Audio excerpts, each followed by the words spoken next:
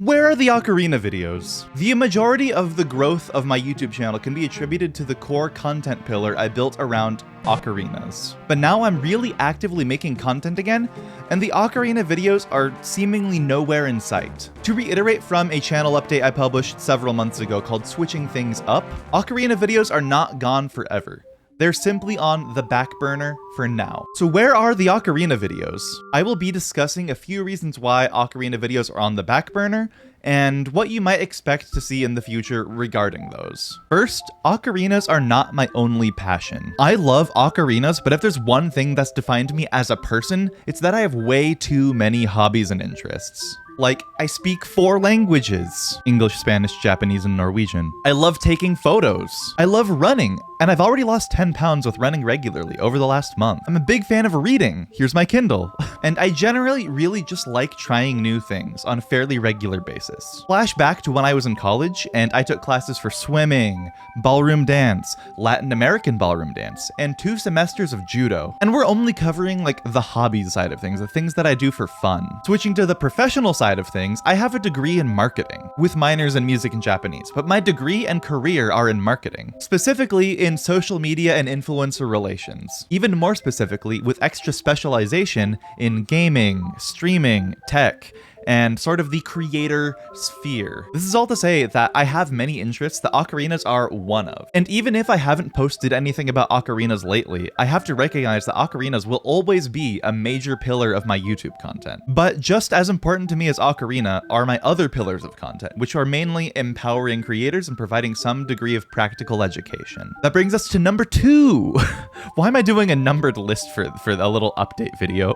But right now I'm focusing on building my other pillars of content.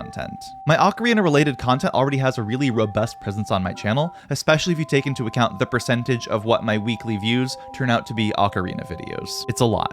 But because my Ocarina content is already so robust, I'm spending my time right now building my other pillars of content with more focus. Like, if you look through my recent content, it's almost entirely about something related to empowering creators, because that's what I've learned through my career. And on that note, stuff around empowering creators overlaps a lot more with my career. This makes it a lot easier to have constant sources of inspiration and material. As I mentioned, I work in social media and influencer relations, specifically for gaming, streaming, and the creator sphere. And in my content, I utilize a lot of the things that I've learned on the job, such as sharing the company side of how brand deals operate. And this makes it so easy to have a constant flow of video ideas, whereas ocarinas are not my career. And if I were to try to have the same output of ocarina content as I do of stuff related to my career, I feel like a lot of the content would be a little repetitive and meaningless. And I really don't want to make meaningless content, especially related to the ocarina, especially when there are so many people more knowledgeable than I in that sphere. Ocarinas have always been extremely important to me, and the last thing I want to do is lose touch with that specialness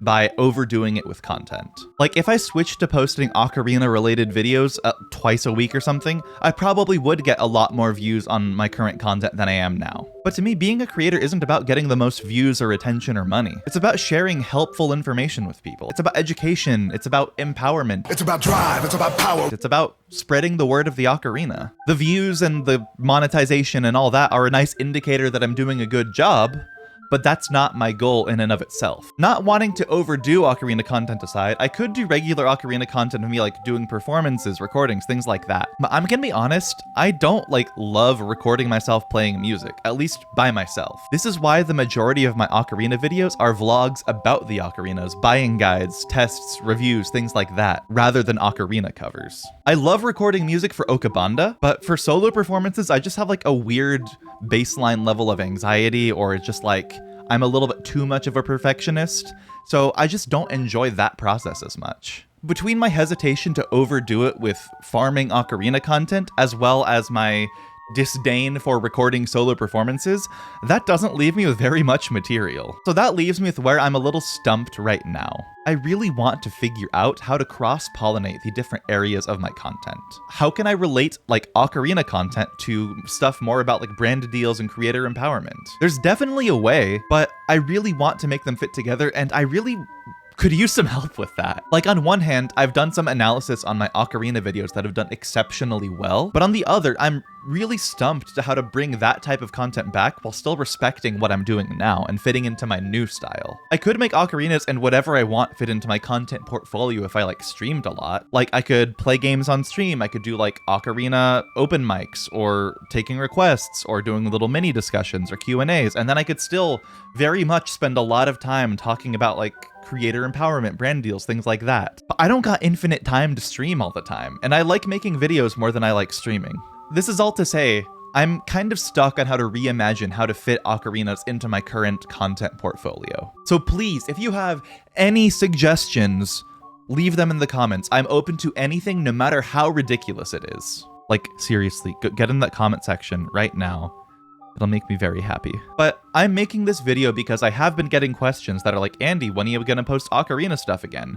And the answer is, I hope to do so soon. But between my split passions, focusing my content around the overlaps with my career, and the various levels of hesitation I have surrounding Ocarina content at this moment, between maybe setting too high of a bar for myself, as well as not liking solo recording, I have unfortunately been in a bit of a creative rut when it comes to ocarinas. I will aim to at least start posting 1 or 2 ocarina related videos per month starting in September, but that really depends on if I can creatively connect what I'm doing now with my ocarina style of content. Or just have a really good video idea. If you have any ocarina video ideas, suggestions, things you want to know about, please let me know. But this is all to say, this is something that I needed to get off my chest, and I really appreciate any support that my ocarina fans might have in helping me to better make ocarina content as well as fit it in with what I'm doing now. Because honestly, right now, as it stands, I will sustainably have a lot more content when it comes to like creator empowerment and things like that, things related to my career.